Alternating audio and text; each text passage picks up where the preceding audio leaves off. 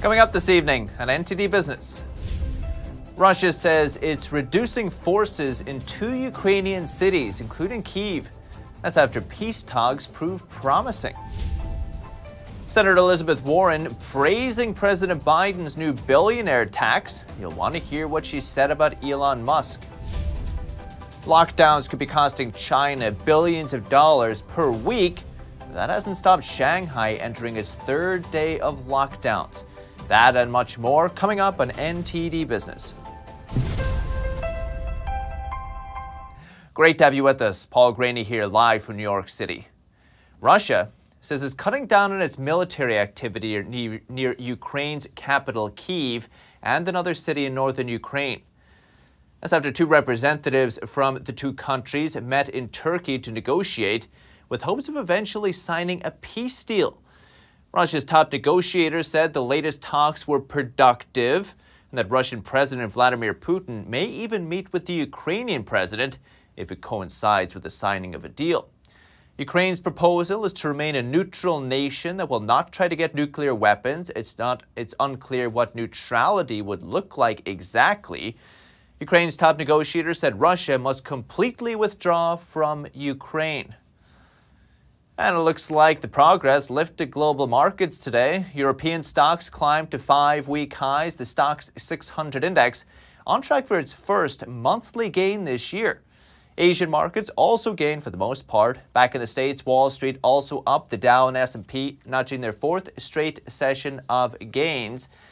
The Dow rose 338 points, almost 1%. The S&P 500 gained 56 points, 1 2/10%. The Nasdaq gained 265 points, 1 8/10% today. Meanwhile, oil prices fell again today. U.S. crude WTI briefly fell below $100 a barrel before rebounding to $104 per barrel. Brent crude at about $110. Good news for energy prices. Also good news on the jobs front. Job openings are near record highs in the U.S. It's according to new data from the Commerce Department. Shows over 11 million job openings in the last day of February. It's close to a record in December. The job openings show just how badly businesses need workers. That's allowing Americans to demand higher wages to help with rising prices, though. Annual inflation hit a 40-year high last month at 7.9%. That's pushing up home prices even higher. The latest numbers from the U.S. National Home Price Index show prices rose more than 19% in January from the year before.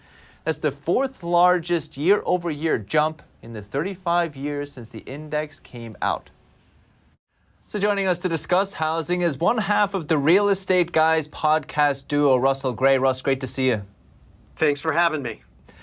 Russ, are home prices going to keep going up? Well, you know, if you look at inflation and that the cost of materials, the cost of energy, the cost of labor, it seems like inflation is not transitory.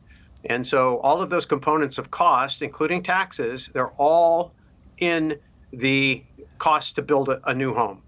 And so if you have a population that is growing, and, you know, granted, the United States population hasn't been growing as it's been, you still have a fair amount of demand because you've got this giant millennial generation that's coming into that home buying season. If you remember what the baby boomers did, this is an even bigger demographic, and I don't hear a lot of people talking about it. So kind of a long answer to say, yeah, I think that they probably will. Not saying that if the credit markets blow up or interest rates rise, there won't be a pullback. But I think if you step back from that, what I believe would be a temporary blip, I think, you know, over the next 10 years, prices will be higher for homes in 10 years than they are right now. And even this far into the pandemic, builders are still struggling to finish homes. Yeah, well, they have the labor issue. We've certainly had supply chain issues, and you have a lot of uncertainty. You're talking about projects that take many months, if not a couple of years, from the time you conceive them till you're ready to deliver product. And when you have this much uncertainty in the landscape, as entrepreneurs, as builders, you've got to tread lightly. And, you know, I'm sure, you know, I'm not talking to those guys on a daily basis, but if I was sitting in their seat, I would be really thinking carefully about how much capital I'm going to deploy, not knowing what the landscape is going to be like in a year or two. I think I'm going to let the field settle a little bit. Are you seeing any other interesting trends now that the single-family homes have gone up so much in price? Well, you continue to see the big institutions moving into the space. I think that when people who are deploying large amounts of capital are looking for safe havens, U.S. real estate, U.S. housing, which is about as fundamental as it gets, is pretty attractive. And it used to be people would go into high-end office in premier cities like San Francisco and New York, but that hasn't been the safe haven it's been since COVID and the remote workforce, office, and even retail. Those are traditional sectors for real estate money to flee into. Not so safe. So I think you're seeing a lot of in apartments and multifamily, bigger, but also people are making a move into single family for sure. So it's not just Main Street; it's institutional money. How about just your regular mom and pop investor? Maybe they're priced out of a single family home market, or maybe they're looking for alternative investments, crowdfunding, or different varieties of real estate. Are we seeing any changes this year? Well, I think you've got two groups of people. You've got people who are looking for a home to live in, and you've got people who are looking to buy real estate as an investment. A lot of people look at their home as an investment, and when you have this kind of appreciation, what we call equity happening, when you have that going on, people begin to look more at their home as an investment. And I think that this latest blip that we saw with the Case-Shiller index, where January was this big pop, I think it had a lot of people saying, hey, interest rates are rising.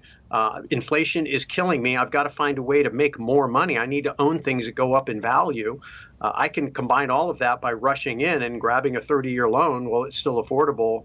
It wouldn't surprise me to see it slow down a little bit in subsequent quarters. We'll have to wait and see. But I do believe there was a little bit of a rush, fear of missing out. And also, I want to get in while the getting's good in case the thing turns. So I think we've seen some of that. That would have been an interesting cycle to fall into. Russ Gray, real estate guys, I appreciate it. Thank you. Thanks, Paul. How much would America's richest people owe if Biden's new tax proposal becomes law? A UC Berkeley study says Elon Musk would owe $50 billion over the next 10 years. Musk said he owed a mighty $11 billion for 2021 after exercising stock options. Jeff Bezos would owe $35 billion. Bill Gates would owe $11 billion. America's top 10 wealthiest in total would pay $215 billion over the next decade. This, of course, would only be possible if unrealized gains were taxed. Basically, these people would pay taxes on the increase in assets of things like stocks and real estate, even if they didn't sell them. Congress will soon debate the president's new tax proposal. But Senator Elizabeth Warren is ahead of the pack. This morning, she reiterated that billionaires need to pay their fair share. NTD's Eileen Richards has more. On Tuesday morning, Senator Elizabeth Warren and CNBC's Joe Kernan talked about President Biden's billionaire tax, with Elon Musk as a specific example. He'll pay $11 billion in taxes last year, and yet you've said he needs to stop freeloading off the rest of this. I'm happy to celebrate success. But let's remember, Elon Musk didn't make it on his own. He got huge investments from the government, from taxpayers. Warren says that people who make it to the very top need to pay their fair share. Under Biden's proposal, anyone with a net worth over $100 million needs to pay at least 20% of their income. According to ProPublica, America's 25 richest people paid $13.6 billion in federal income taxes from 2014 to 2018. But in that same period of time, their wealth rose by $401 billion. 13.6 is only 3.4% of $401 billion. A lot of that wealth increase involves unrealized gains, which Biden wants to tax. In other words, they're trying to tax the increase in value of an investment, even when you haven't sold it. They say, hey, you have a mansion. The mansion went up in value $1 million. We should tax you on that too. That's unearned income. Michael Busler is a professor of finance at Stockton University. Busler says it's hard to estimate the value of something that hasn't been sold yet. There's a lot of uncertainty and volatility. They're trying just to redistribute those dollars and leave less money in the productive private sector. That's where growth happens. That's where more job creation happens. And that's what we need more of. Vance Ginn is the chief economist of the Texas Public Policy Foundation. Ginn says raising taxes, especially on unrealized gains, will disincentivize people from investing, which hurts economic growth. Arlene Richards, NTD News. With the lockdowns in China slowing down business activity, the Chinese regime is now trying to support the economy. Shanghai, now entering its third day of lockdowns, is handing out around $22 billion in tax relief to businesses. That includes subsidies to companies in retail and catering for them to send their staff for regular COVID tests. The government will also encourage banks to increase credit support and cut interest on loan rates for firms involved in the food supply. It's also encouraging internet platforms to lower service fees. In fact, lockdowns enforced as part of Beijing's zero COVID policy could be costing China billions of dollars. Shanghai, for example, as I said, is now entering its third day of lockdowns. And a new study estimates it could cost the city over $10 billion every week it's locked down. NTD's Don Ma has more. A new study is providing some insight on the toll that lockdowns have on China's economy. The study is by economic experts from prestigious universities, including Princeton University, Tsinghua University, and the Chinese University of Hong Kong. The study calculates that if 4 of China's largest cities went into full lockdown for a month, it would cost China 12% of its monthly GDP. This amount is calculated by analyzing disruptions in economic activity, specifically by looking at interruptions to freight truck movement between cities. The study found that a month of lockdowns reduces truck movement between cities by more than 50%. This is important because the study points out that city-level freight truck movement correlates strongly to city-level GDP. 12% of China's monthly GDP is equivalent to $180 billion. This cost would have a big impact on China's economy. There's a general slowing of the economy. I believe this last quarter was one of the slowest economic growths ever in China. And this is what happens when you lock down the economy. China's lockdowns are a product of the country's zero COVID policy. This policy aims to eliminate all virus cases in China. Professor of economics Anthony Davies says the cost of China's pandemic policies could rise even higher going forward. You have to understand there's a trade-off here. The fewer cases we get, the more expensive it becomes to reduce them further. And at some point you realize that we're actually losing lives due to the lockdown policies in greater numbers than we're losing them due to COVID. The study found that if all of China were to go under lockdown for a month, it would cost the country over $9 trillion. Don Ma, NTD News. China's ambassador to Russia is urging Chinese companies to fill the void left by Western brands exiting the country. Top Western brands like Ford and Coca-Cola pulled out of Russia after the war began. The West had imposed heavy financial sanctions on the Kremlin, but China did not. The Chinese ambassador says there are business opportunities as Russia smooths out all sorts of channels, especially in payment and logistics. The U.S. cut some Russian banks off from the SWIFT payment messaging system. And according to the South China Morning Post, one Chinese business says that's encouraged Russians to pay in Chinese yuan instead of U.S. dollars, the global standard. A boon for China for sure. But the ambassador isn't calling on all Chinese businesses to pile into Russia. He says bigger state-owned enterprises should be careful not to fall foul of U.S. sanctions. He's encouraging small and medium-sized companies to expand instead. Chris Fenton, media executive and author of Feeding the Dragon, is with us. Chris, thanks for coming on. Hey, thanks for having me. Chris, does China view this as a significant business opportunity? Well, it's definitely a business opportunity. Obviously, there's always a transaction involved with the line of thinking. But remember, the government also is thinking more long term, especially in regards to imports that they're going to need if they try to reunify Taiwan with the mainland. That would cause serious sanctions probably throughout the West. And they will need energy, food, resources and also water, quite frankly, in order to continue to power their economy. So they're looking at Russia as a potential place to import goods and services in the event that there's a sanction. But on the other side of it, Russia does pose a fantastic opportunity for outgoing trade also. What does swapping the West for China mean for Russian businesses? Well, it means survival, quite frankly, for Russian businesses. If you look at whether it's food, whether it's auto parts, whether it's medical supplies, infrastructure components, all kinds of things that are now shut off from the West, from major brands and companies throughout Europe and the United States, China can be that replacement for it. In fact, a lot of those parts we have actually brought to the Chinese economy, and over time, China has gotten very good at imitating those parts. So that open trade that now is going to be a dynamic between those two countries is going to be very strong, and quite frankly, to the detriment of the West, if in fact things with Russia ever open again. What do you think the U.S. government is watching in all this?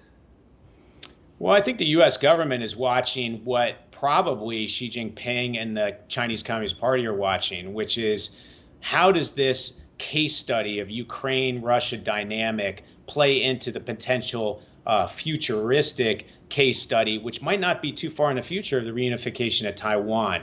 I think China is quite shocked at the fact that the unification of the West has been so strong, that it has involved so many very strong sanctions against Russia. They're probably calculating how they can survive that kind of sanctioning with their own country, and also starting that Plan B strategy in regards to how are they going to supply their 1.4 billion people with all the things that they're scarce of. The Chinese ambassador to Russia has been at least warning Chinese businesses about U.S. sanctions when dealing with Russia.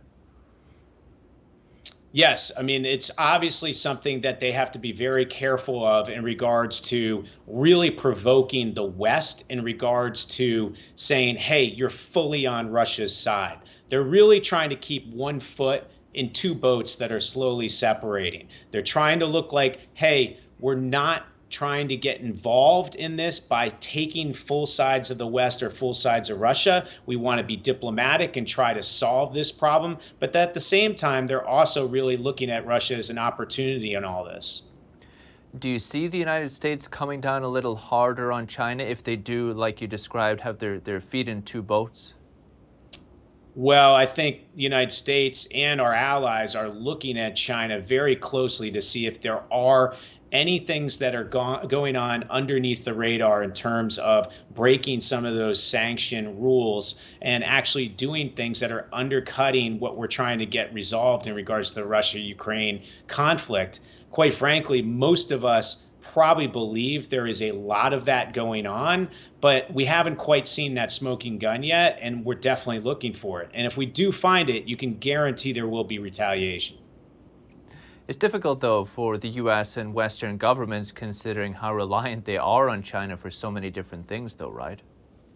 Well, that is the big conundrum. I mean, even today, there was an article in Axios about the fact that Tesla not only has 25% of its revenues coming from China, but also 25% of its manufacturing is in China. And in terms of Apple, 85% of its manufacturing is in China, and 19% of its revenues are from China. So if you look at just those two case studies and extrapolate that to all industries and all companies globally, you have a really hard time decoupling from China. So the sanction pain will be felt on both sides of the Pacific and throughout the Western world. It's not going to be an easy game to play. They're incredible numbers, Chris. Chris Fenton, appreciate it. Thank you. Thank you. Walmart dropping cigarettes in some U.S. stores as it looks to expand its healthcare business. A business uses coal waste to power crypto. We'll look at a Bitcoin mining outfit in Pennsylvania. That and more coming up on NTD Business.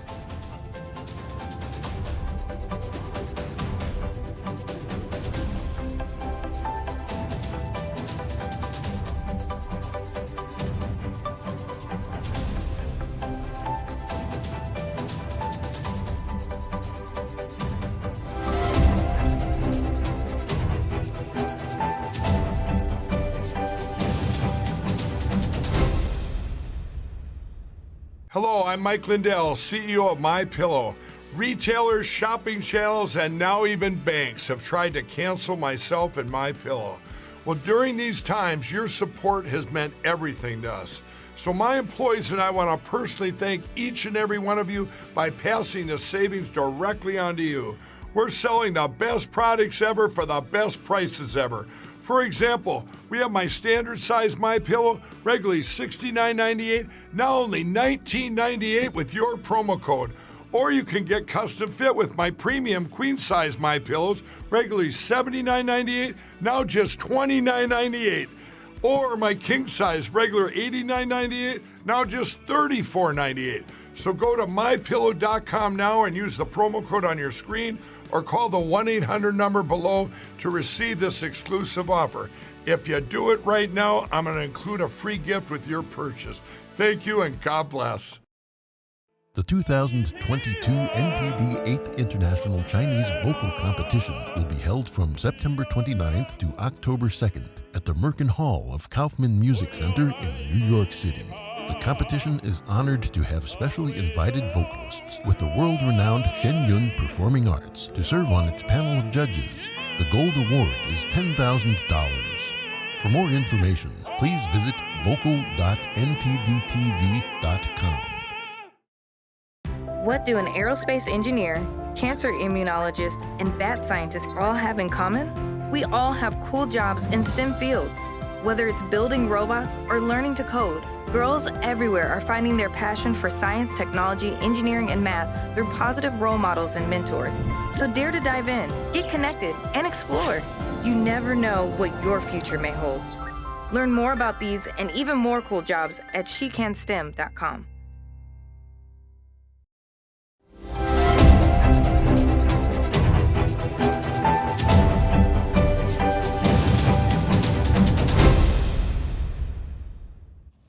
Welcome back.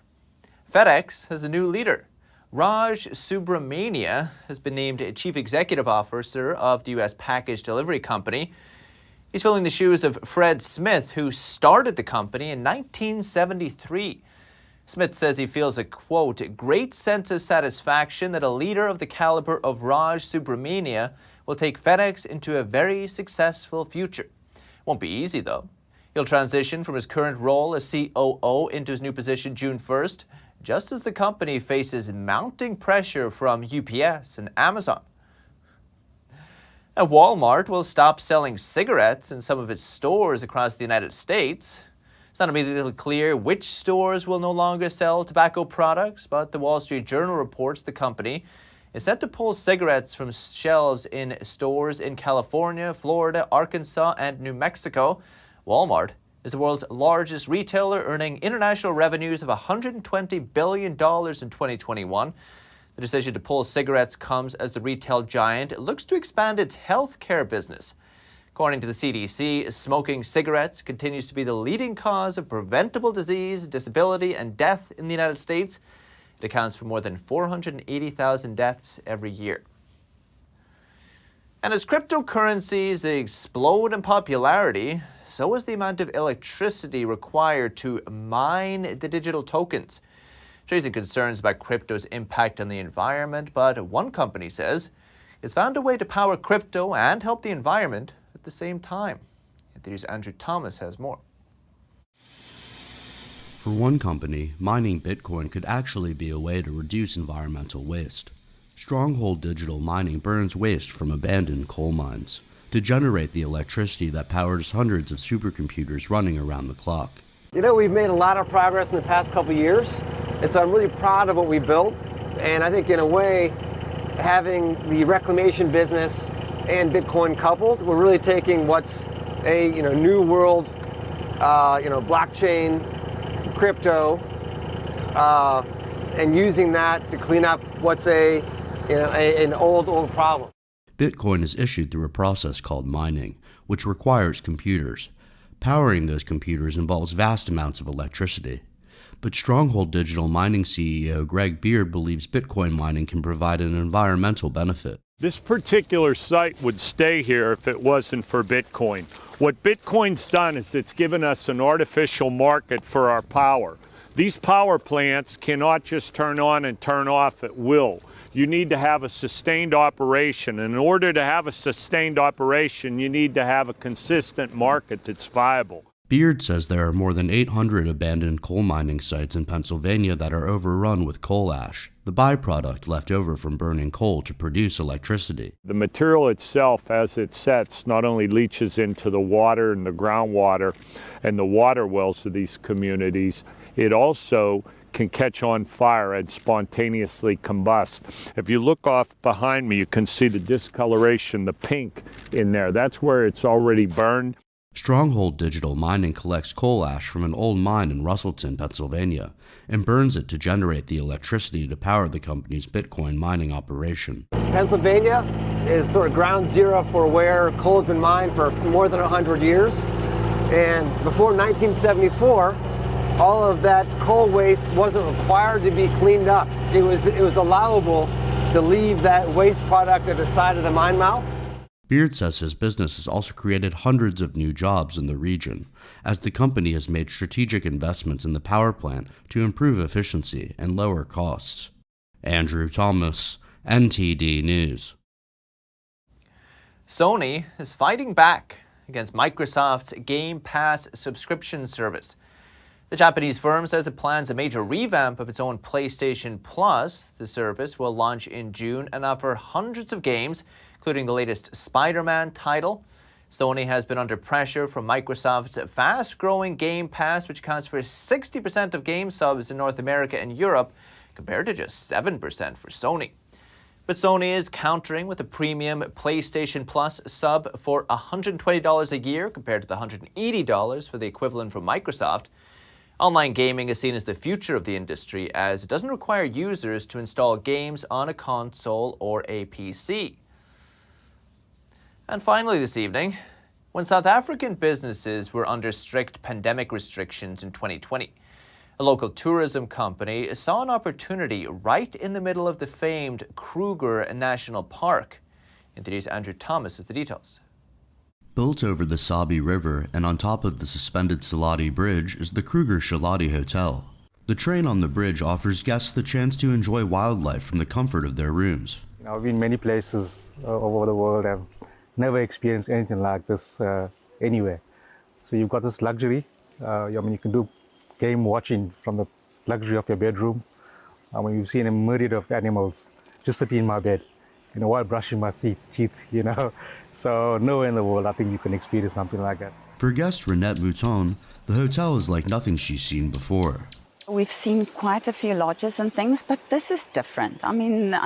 This is a train without moving, and it's a wonderful, luxurious experience, totally different, and we just decided that we need to be here. The hotel opened amid lockdown restrictions that negatively impacted the tourism sector and saw many businesses shut down.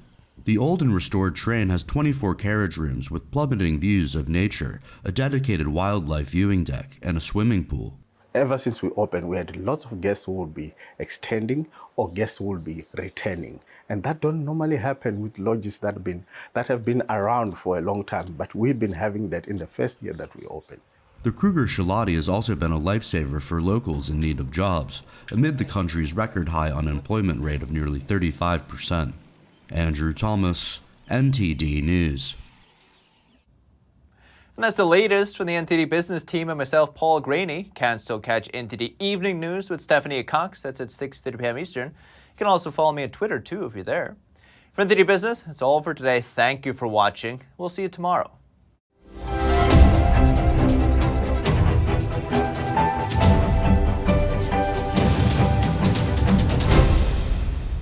Thanks for watching us on YouTube. Did you know YouTube only keeps selective videos on its platform? So if you want to make sure you get the full picture, just subscribe to our newsletter. Go to newsletter.ntd.com and sign up. It's free.